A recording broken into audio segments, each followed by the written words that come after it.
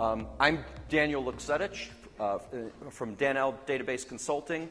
I'm a DB2 consultant. I've worked on several large, what we would consider large databases, high volume transaction processing on both DB2 for ZOS and DB2 for LUW. What we're going to talk about today is DB2 features you need to know. And when I talk about these features that you need to know, as application developers, we're trying to make decisions as to where to place our code, right? We're writing services. Where do we want to put it? Do we want to put it at the GUI front end? Do we want to put it on the app server? Do we want to put it in the database engines? And there's multiple trade-offs because you're working with certain tools and certain processes, and you're trying to respect possibly an enterprise directive as far as application development, and you don't want to break any rules, but there are trade-offs with that. So what we're talking about is the importance of proper placement of the code. So what we're talking about is application logic that's going to live in the database versus the alternative, application logic that's going to live within the application. So some of the advantages of putting application logic into the database is you're going to dramatically reduce your programming time. In other words, do I want to write 50 lines of a Java method or code one sentence of SQL? How long is that going to take? And you could get improved performance. I like to say data-intensive processes are best located with the data because that's a performance advantage. Can I send a request to the data server, have some stuff churn around, and it sends back an answer to me? That could be a performance advantage versus going and grabbing all the data from the data server and then churning around on my own.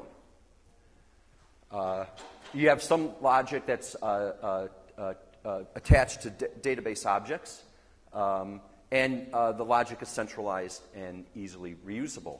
Disadvantages is that you have logic in multiple places. I recently showed something to developers, and they said, wow, that is really awesome, but we're not going to do it because we won't have control over it. You will in the database. We want control over it, so we're not going to do it. We'll do the extra programming effort. And that's a choice, right? Because we've got these split responsibilities. These are programming objects in the database. Who's responsible for them? Is it the DBAs or is it the application developers?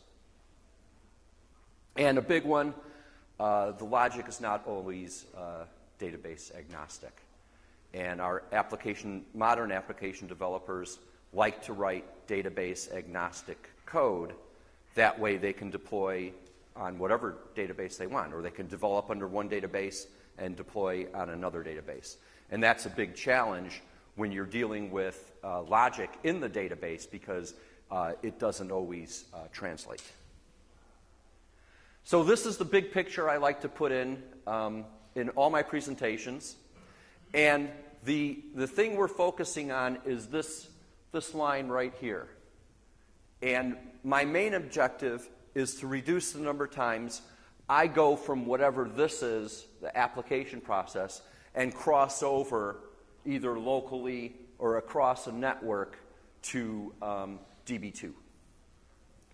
And that's, in all cases, that's the largest business cost and the largest contributor to latency in any application is the number of times you're making that trip across. So first thing we're going to talk about is DB2 referential integrity. Because you don't normally think about this. You're designing databases in third normal form.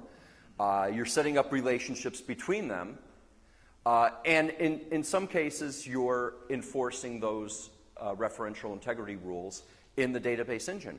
Well, that is application logic in the database. It's the most basic form of application logic. And there are good reasons for us to do that. We're minimizing the amount of time we're going back and forth from the application to the data server. And we've got these wonderful rule enforcements. Here's the DB2 sample database. This one's cut from looks like the DB2 LUW product, but we've got the same database on ZOS and LUW. And you can see our tables here. We've got a business, there's the department. The department has employees that work for departments. They work on projects, and they produce products. And you see we've got these lines connecting between them where we've got a child table dependent upon a parent table, so a primary foreign key relationship, and we've decided to enforce that within the database. So these are our relationships. We can have optional one-to-many or one-to-one relationships. We could have self-referencing relationships. In this case, there's a hierarchy of projects, and that's reflected in the relationship between a project number and a major project number. DB2 provides for automatic enforcement of referential integrity, at least simple rules. We have insert rule. You can't insert into a child table unless the parent table primary key exists, or the child table foreign key is null. Update rule. You can't update a child table to another value unless that value exists in the parent table. And delete rule. If you're going to delete a parent table, what do you want to happen to the children? Do you want them set to null, or you want to restrict that delete or cascade it? So here are the delete rules. Cascade, when you delete a parent primary key, what happens to all the child table with the foreign key values pointing back to the parent? Do you delete those rows? Do you restrict the delete to the parent, or do you cascade it?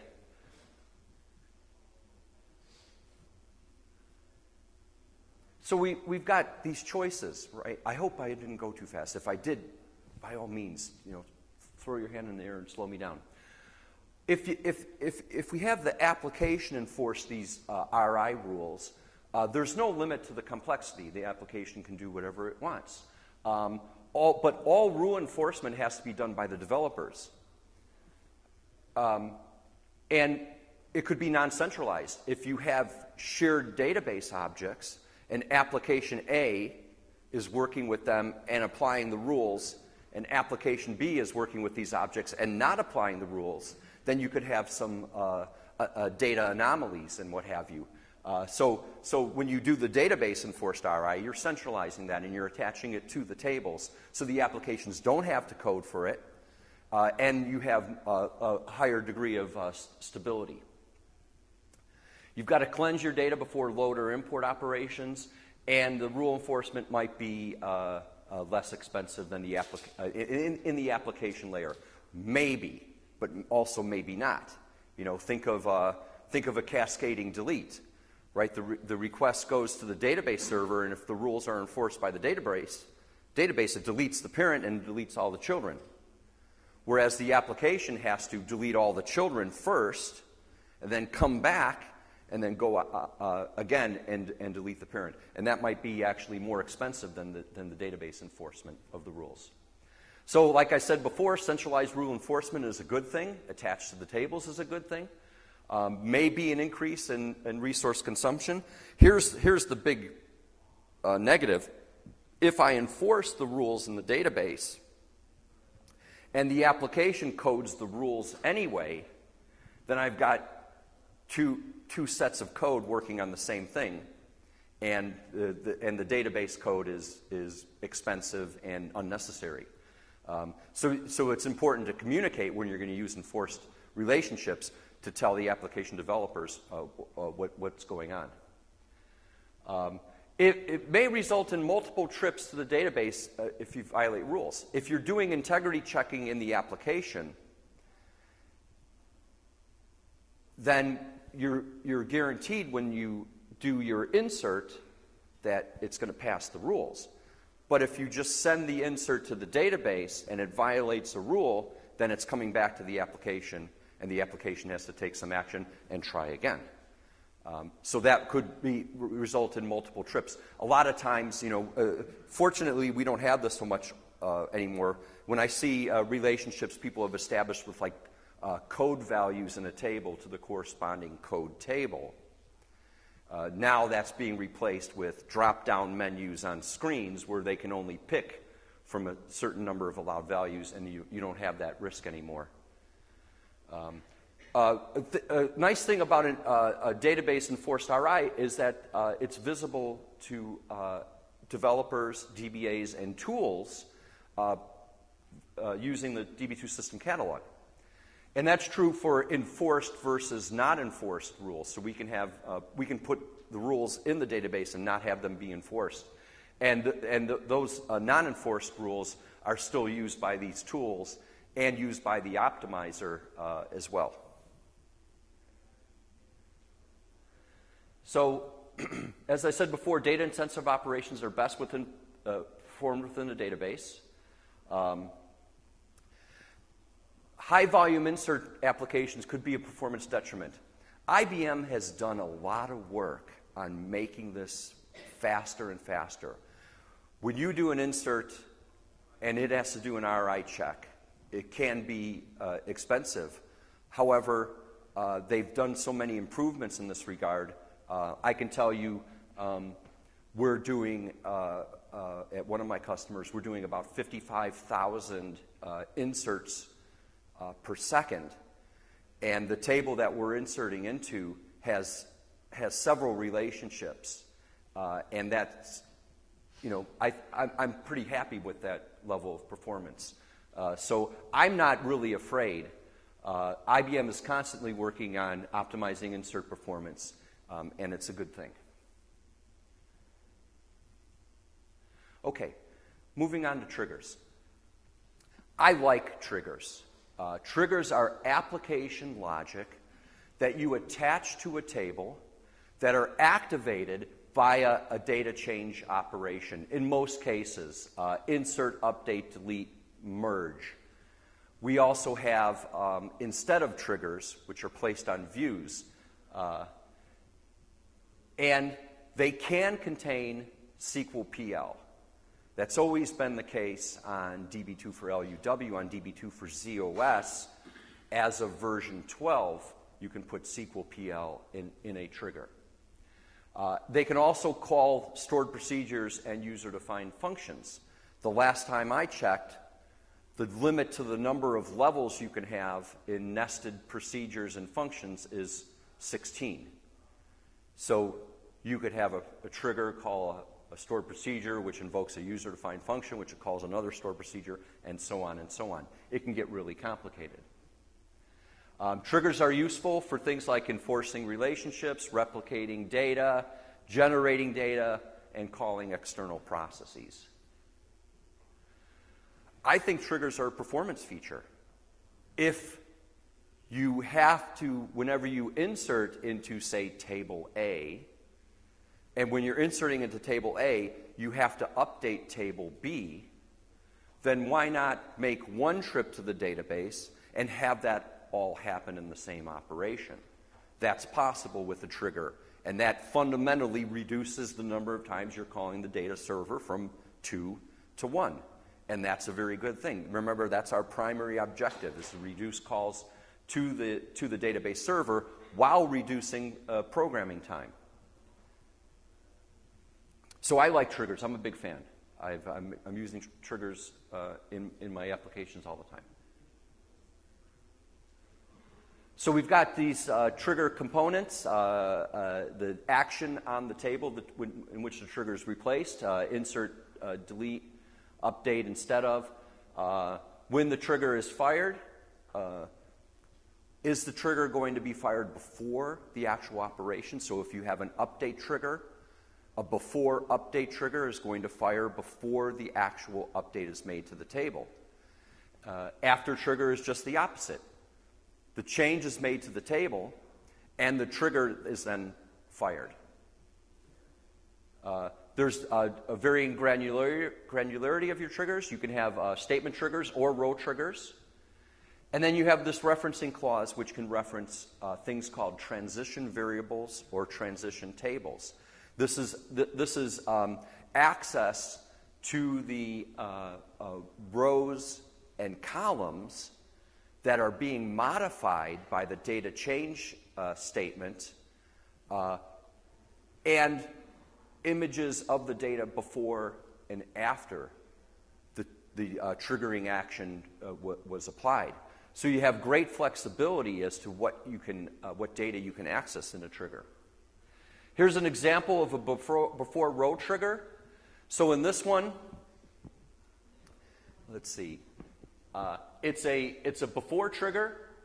It is a row trigger, and what it's doing is it's setting some default values for whenever I insert into, looks like my employee table. So I'm inserting the employee table, and there are certain default values that I set. One is the hire date is set to whatever today's current date is, and we give them an initial salary equal to the minimum salary of our lowest paid current employee. Now, you know, I wanted to use an example that you could cut and paste, you know, when you get home. So it might not be completely realistic, but it gives you a good example of what we're doing here. And what we're doing is we're massaging the data that's going into the employee table before the actual insert happens. Here's an example of an after row trigger. So after our insert an employee, and I should point out, referencing new as new var. That's how we access our transition variables. And of course, it's an insert, so there's no, all we have are new values. There are no old values because it's new data coming in. So here we're generating in an after trigger. Whenever we insert to the employee table, we're actually inserting into a log. So we have a business requirement that says every time you add an employee, we want to audit that. So we want you to establish another table and record changes that are happening to the employee table. And we do this with an insert into this thing called employee log and the employee number, what action we're doing, and the timestamp of that operation. So this actually results in actually an insert into this employee log, and then we also have this update to the department. So we have a generated column that we're maintaining in our department table. What's the salary of all the employees for the department? Right. Perhaps that was a business requirement we had. So here we set the department salary equal to the department salary plus the salary of the new employee. So just an example of some of the things you can do with these triggers. We also could do things like embed rules into our application. Well, we're not going to give any employee a raise greater than 20%. That's our business rule. So no matter how generous a department manager might be, we're going to restrict them to 20% raise for the employees. So here we've got an update, so we have access now to both the old and new values of that row that is being changed by the update statement. So here we've got a trigger condition. When the new salary is greater than the old salary plus 20%, then take the trigger action. If it doesn't violate this rule, the trigger exits at that point. But if it does violate the rule, start your trigger body. And in this case, we're going to throw an error back to the application. The application is going to get a -438 SQL code, and with this message. You can't do this. you're paying the employee too much money. So triggers are generally a good performance feature.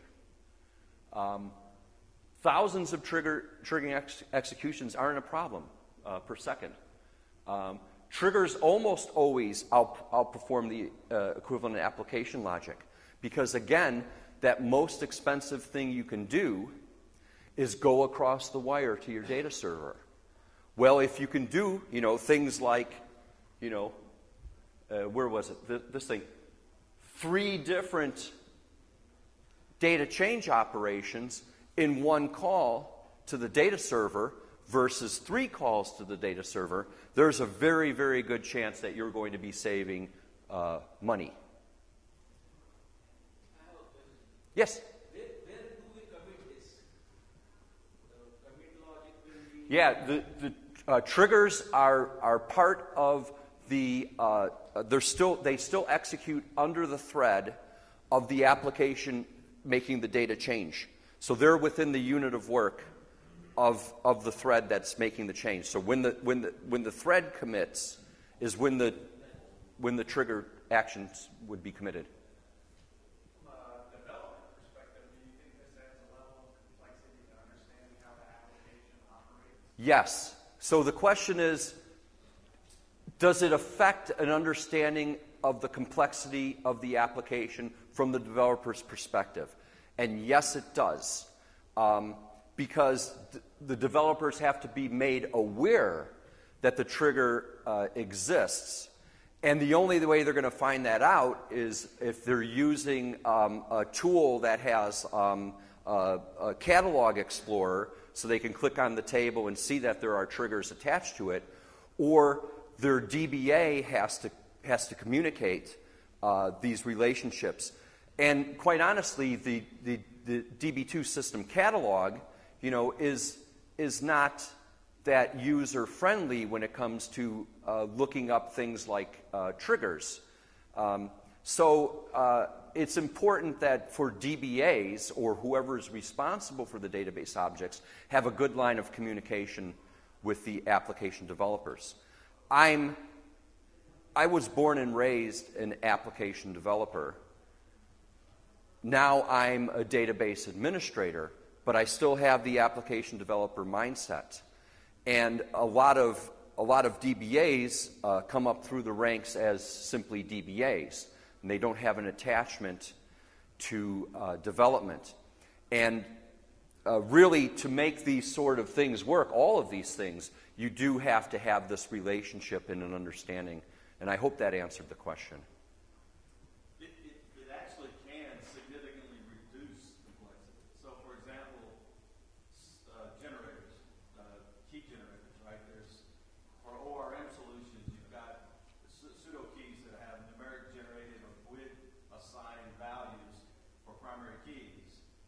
If you're doing that with a trigger in the database, then those columns aren't even defined or even shown to the application developer, and they're just pre-assigned to pseudo keys because they're only interested in business-oriented columns. They're not interested in columns that are maintaining RI across multiple structures. Right. Okay, so the comment was it could in some cases simplify things, and I'm going to paraphrase if you don't mind. Whereas if there are certain columns of a table that the application doesn't care about, but the business needs, those columns could be maintained by triggers and not even exposed to the application development team. Hey, most of the triggers I've seen, maybe all of them, have the granularity is low. Yes. Can you give an example of the other granularity? Sure. Table granularity. Well, I've never coded one. I have researched them, and the most effective thing I found is that. So I wonder if I have an example of it. Hold on. No stored procedures. I think I have like too many slides. I took the example of the table trigger. So when you have a table trigger, what you have access to is the entire set of rows that have been changed by the triggered action. So let's say you do a mass update. update the employee table, give all the employees a 5% raise. So you're going to update 43 employees, giving them a new salary value. In the trigger, you could call a stored procedure, sending it that basically it's a pointer to the changed rows that will be processed like a cursor in the stored procedure. And if you wanted that to do additional work on it, I think I had some example where I was selecting the changed values and inserting that, like aggregating the changed values and inserting the aggregated values into the other table. Think of if I go back to which one? Oh, here. I put a total salary column in my department table.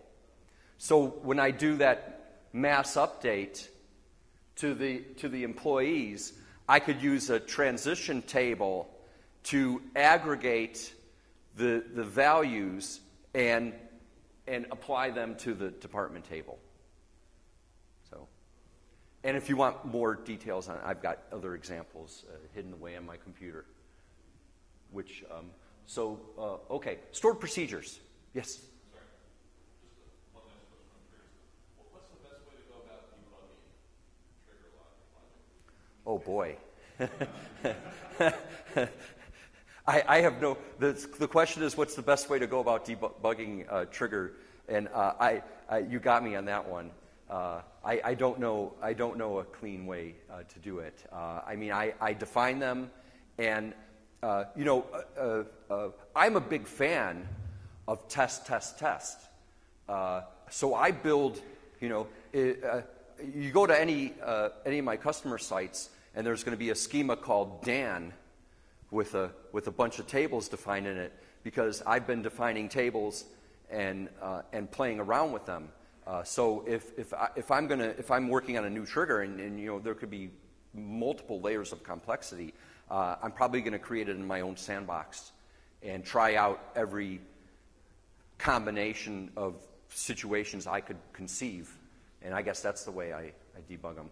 But is there a way to put quote display statements or anything of that nature? No. Unless, yeah.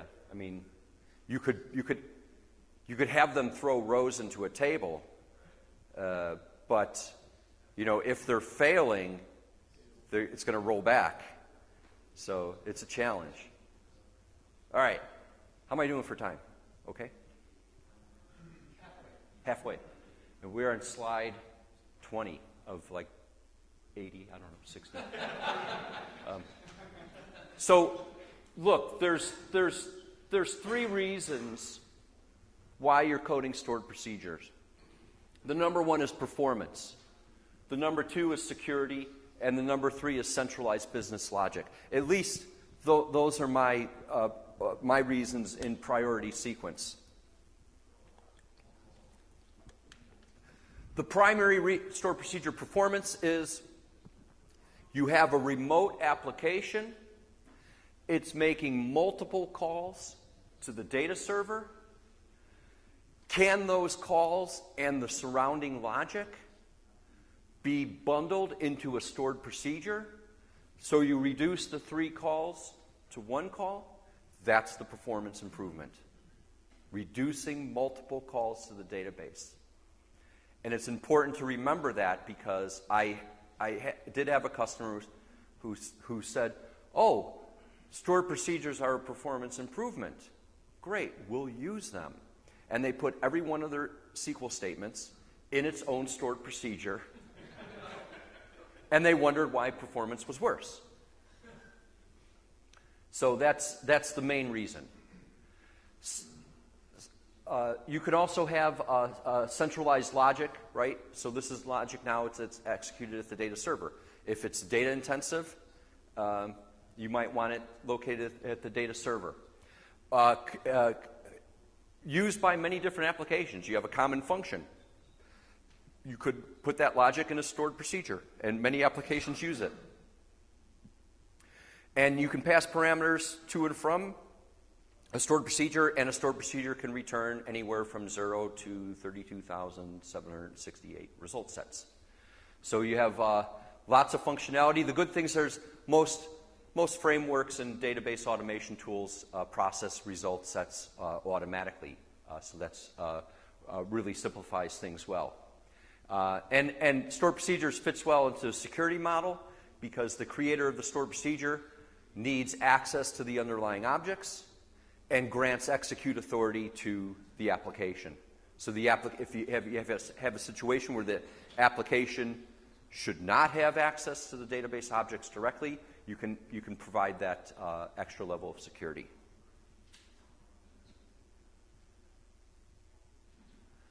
Lots of languages. Stored procedures run under the thread of the caller, including autonomous stored procedures. They get their own unit of work, but they still run under the thread of the caller. So your caller has a unit of work. Your procedure runs under that unit of work. You could commit or roll back in the calling application or commit or roll back in the stored procedure, and that commit or rollback is going to happen across the unit of work. The exception being the autonomous stored procedures, which are still under the thread of the caller but have their own independent unit of work. This is really useful. The autonomous procedures, they're really useful for error logging. So I have some stored procedures I wrote recently. One gets some information, but if the information isn't current, it calls another procedure that updates the information, and then that returns to the caller, who then has the current information and returns the result to the application.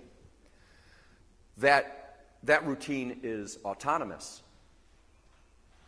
Well, what if we have errors in any of these routines? Well, the error gets thrown back to the application. But the application at this point is calling the stored procedure 4.5 million times a day.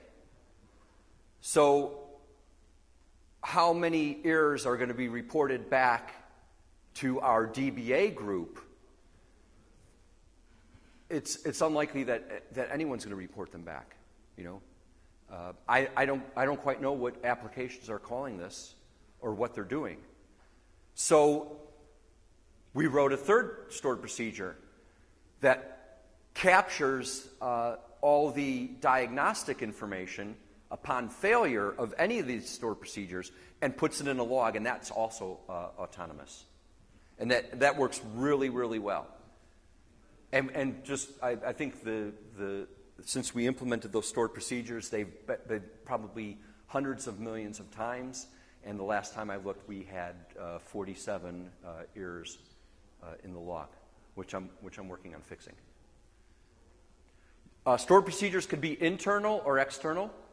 So internal stored procedures are only written in the SQL PL language. External stored procedures could be written in a variety of different languages. External stored procedures run separate from the database server. So internal stored procedures run as part of the database engine. External stored procedures are separate. External stored procedures are helpful because they can access external resources. So you can call a procedure. The procedure can read a flat file and return those results in a result set if that was the desired process. Okay, that's it. That's it for stored procedures. We also have these things called user-defined functions. DB2 has a fabulous collection of built-in functions. I think Steve Thomas. I should point out that Tony Andrews, you had a SQL PL presentation, right? I did. Yeah. So if you didn't see Tony's presentation, you can look it up and get a better idea of SQL PL. It's pretty powerful. You can do a lot of great stuff with it. Steve Thomas had a presentation on the vast number of DB2 functions, and there's a lot you can do with those as well. So there's plenty of functions. Look them up in the manual. And several types. You got scalar, aggregate, row, and table functions. Now, if you have a requirement for a function that the database doesn't provide, you can write one yourself. And they could be, like stored procedures, internal or external. So they can be written in that whole collection of languages that I showed you for stored procedures. They can be SQL-based. They can also be SQL PL-based. And if you're writing them in an external language, you can access external resources. And I've actually done that. We once had a requirement to call another application from a user-defined function, and that was done with an external UDF. UDFs can be scalar, row, table, or aggregate, only for sourced functions, and I don't discuss those here. So there's two types of SQL scalar functions. You have the inline UDF, which is based upon a single SQL expression. And then you have the non-inline, which is written in SQL PL and similar to a stored procedure. So a non-inline SQL PL scalar UDF will actually create a package like a stored procedure creates when you make it. So here's an example of a function that doesn't exist in DB2. I have a business requirement to see the age of employees in my company. So I wrote a function called age. It accepts a date as an input parameter, and it returns, because this is an inline SQL scalar UDF, it returns the result of this expression. Once I define that user-defined function, it's identified by a schema and a name and parameters. That's called signature. If you're a Java programmer, then you're used to methods. Methods have a signature. In the same way, user-defined functions have a signature, which is schema, name, and number of type of parameters. So you can actually overload functions in DB2. In this example here, I'm invoking my user-defined function, sending it the birth date from my employee table as input, and it's going to return in that result set the employee number, their last name, and how old they are.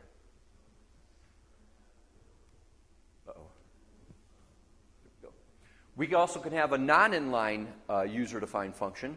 If you're familiar with the concatenation function, when you concatenate two strings together and one's null, the result is null. Suppose you had a business requirement where, well, I want to concatenate these things together. Even if one's null, I'll just treat it like an empty string. So this here takes a varchar input and and two varchars as input. There they are, and has some simple if-then-else logic to concatenate them together, regardless of whether or not one is a null value. This obviously can be extremely complex. I've written one recently. If anyone knows what a soundex function is, it takes an input of your surname and turns it into a 4-position code. DB2 has a built-in soundex function. One of my customers back in the 70s decided that they could write a better routine than standard Russell SoundX, so they wrote their own SoundX function. It's an assembler program written in the early 70s, non-reentrant. Well, we actually took that assembler module, wrapped it with a little COBOL, and made it a user-defined function. So we were actually calling it, like this from SQL statements. The problem is the assembler routine was non-reentrant, so we had, this was DB2 for ZOS. We had numTCB1, and we obviously couldn't use it on any large scale. So I wrote a SQL PL equivalent. I just looked at the assembler program and mimicked what it did in SQL PL. Now we have a SQL PL user-defined function, and we're enabling web searches on people in our database based on last name, and the first key of the table that holds names is the SoundX. So now it's very easy for web applications to get that SoundX value, which is customized for our shop, and do their queries. In a SQL statement. Whereas if imagine the programming efforts, the hoops they'd have to jump through if they're writing a web app, and they have to somehow go to our legacy assembler program to get that value. That's an example of where this was really useful. Is it the best performing solution? No, but that we'll live with it because it's functionality that we're looking for, not for performance. We also have table functions. So here's an SQL table function example. Oops, wait. I don't know where my example went on this slide. So basically, it's a function that returns a table to a caller. And I like to call these parameterized views. So this is very important. If you have a problem with a view in which you can't get predicate pushdown into that view, one option you may have is to write a SQL table function, because that table function, it basically looks like a view, but it has input parameters. So you can call it from a SQL statement, send it the input parameters, which will then be coded inside the logic of the table function, and get you that predicate pushdown that you possibly weren't getting with just a plain view. So that's definitely something to look into. And if you want an example of it, I don't know why my example is not showing up on this slide, but send me an email. I'll be glad to give you examples. You can also have external user-defined functions, just like you can have external stored procedures. And they can be scalar or table functions. Okay, what's the performance advantage of user-defined functions? I haven't been able to find one. They're normally a performance detriment. So unless your use of your UDF is resulting in filtering or aggregating data, it's going to be a performance detriment versus the equivalent application code. So you have to look at what situation am I satisfying by using this user-defined function, and is it worth the cost? In our case, with the SoundX problem, it's a web app. What's the cost of them running the UDF versus the cost of them writing some kind of process that's going to somehow go to the mainframe and invoke that assembler program? And the choice was obvious. The UDF wins. XML. DB2 has an incredible amount of XML functionality built into it via XQuery and XPath expressions. And this is pretty cool. You've got a whole, you've got a bunch of XML scalar functions which allow you to generate XML from normal relational tables.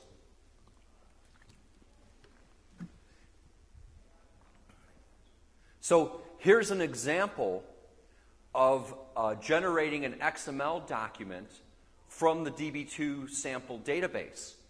I've got departments and employees, and I want some information about a department and some information about the employees that work in that department, and I want the output to look like XML. And that's exactly what this does. This is using several XML functions. It's using XML attributes, XML element, and XML forest to generate elements and attributes in my document. It's using this XML ag, which is actually an aggregate function, to flatten out, because remember, we're talking relational data. Department, employees. Department, employees. Well, I want to generate an XML document, so I have to take this vertical list of employees and tilt it and make it horizontal so it fits in my document. And this is the query, and this is the output from the query. And so we've got somewhat well-formed XML documents coming out of our relational tables. We can use the XML query function, and there's lots of uses for XML query, but in this example, we have our product table, and the product table in our sample database is actually holding XML documents in a column called description. And we want to probe into this XML documents to look for something specific. And we can use XML query to do that, giving it an XPath SQL path, what am I trying to say? XPath expression. Giving it an XPath expression to basically follow the tree within the XML structure and pull out a specific element. So this is where the product ID is this value. I want to see the weight element. And it goes into this document and uses this XPath expression to probe into it, and that's the value you get returned. Here, you can take XML data and turn it into relational. So here I'm using XML query inside an XML cast function, again, traversing through to the weight element and actually turning that into a relational column. Remember, the result of any SQL statement is a table. So in this case, now I've got a table with one row and one column, but it's a relational table with the column name weight and the value 1 kilogram. You can make a table from an XML document. Here, I'm reading the product table, and I'm using this XML table built-in table function and an XPath expression to get certain elements out of my XML document and turn them into a relational table. So this is actually what's produced. And I've seen some really incredible queries doing this sort of thing, even to the point, because this XML data in DB2, you can actually index it. And you can actually have predicates against it. And the predicates will use the index, and you'll get sub-second response. I once saw a query where they did this sort of thing, and then outside this table expression, they actually had a where predicate coded against one of these generated columns. And I'm like, oh my God, that's going to be incredibly expensive, because it's got to read all the XML documents in the table, produce a result in a work file, and then apply the where predicate to filter on, say, the details column, where details equals X. And I'm like, that'll perform horribly. And then I explained it. And it took that where predicate and actually turned it into an XPath expression and put it up here, and there was an index on that column, and it used the index. I thought that was pretty incredible. So you can get performance, and I've had people send me emails because I used to think like, what's the point? And this XML stuff's going to be expensive, you know, is it really going to work? And I get emails from people saying, wow, this saved me X amount of programming time because I didn't have to write the program itself. I just put a couple of functions in my SQL, and boom, I'm done. Weeks of programming turned into days of programming. Now, on DB2 for ZOS, and soon coming to DB2 for LUW, if it's not already there, is JSON processing. Already there? Great. Okay. Yeah. I was talking to Peter the other day, and he told me he's already written significant documentation, and I don't think it's public yet, but he's going to be sending it out soon.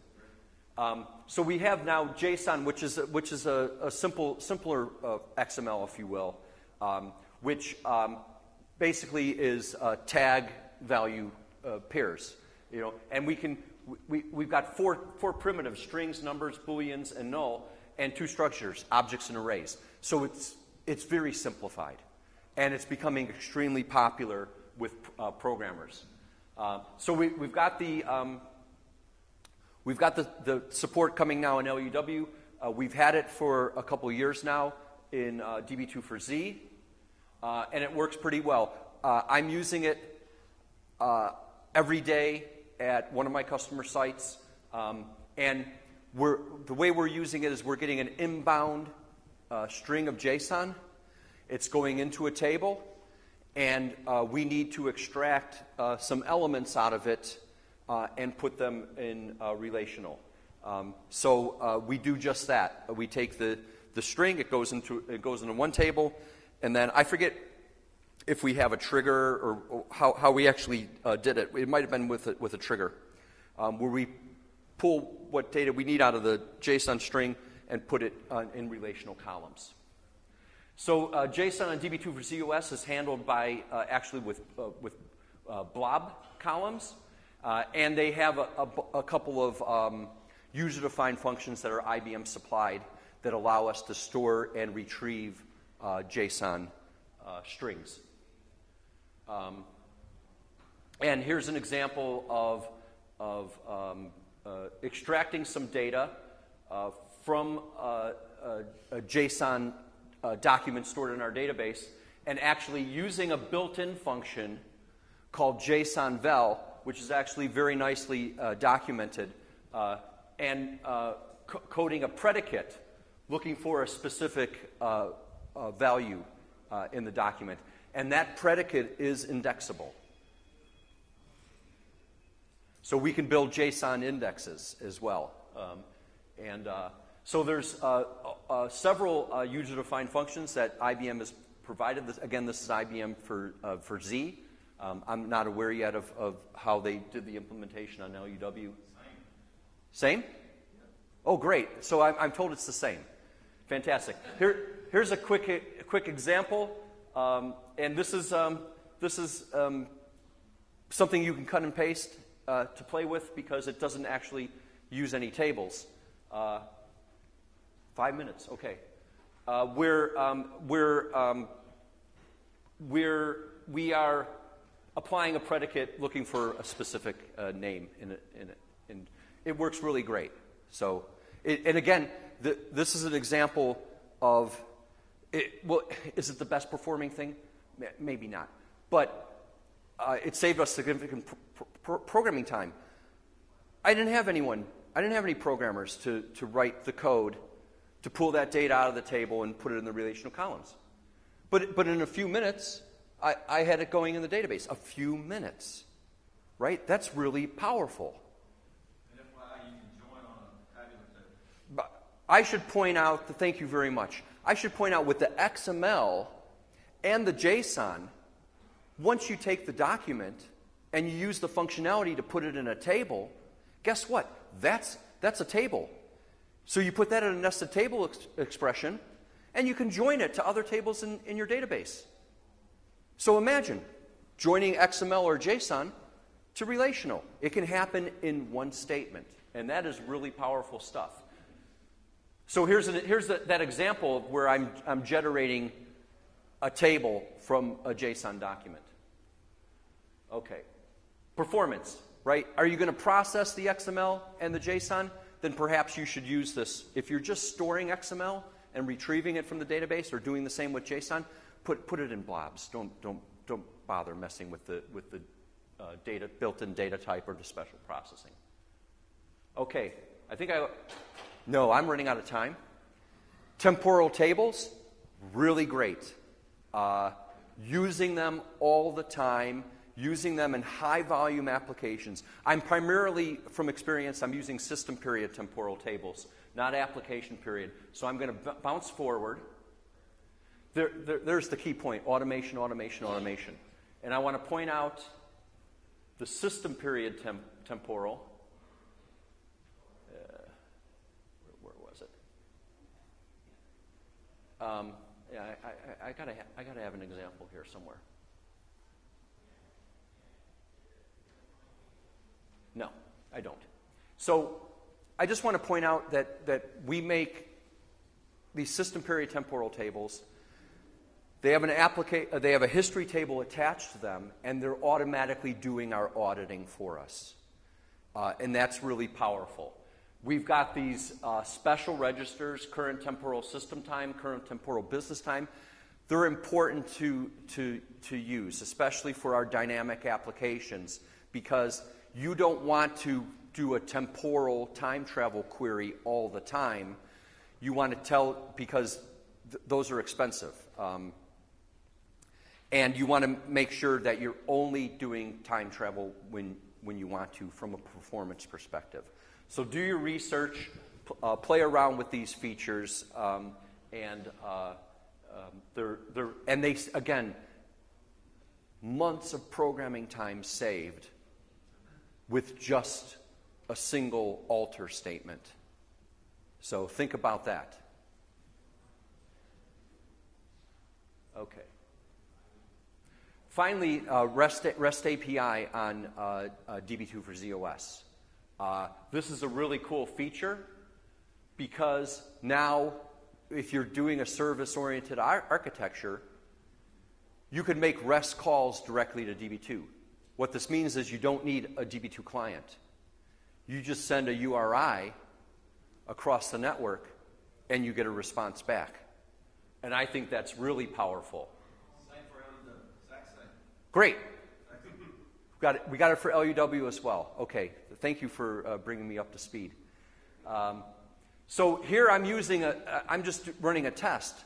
I'm using Postman, which is a REST product that you can download and install on your PC.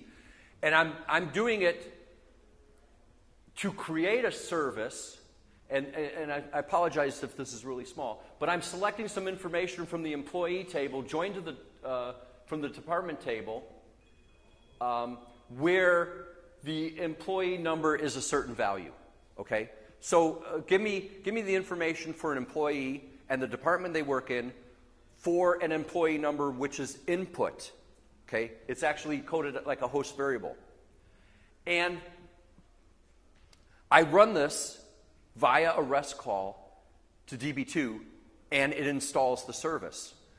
Now I can have REST calls to start the service, stop the service, display the status of the service, or give me information back on how to invoke the service. So everything is there.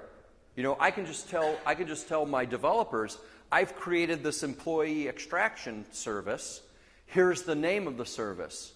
And then they can make the REST call to tell them how it works. So I don't even have to give them any documentation. Oh, here it is blown up.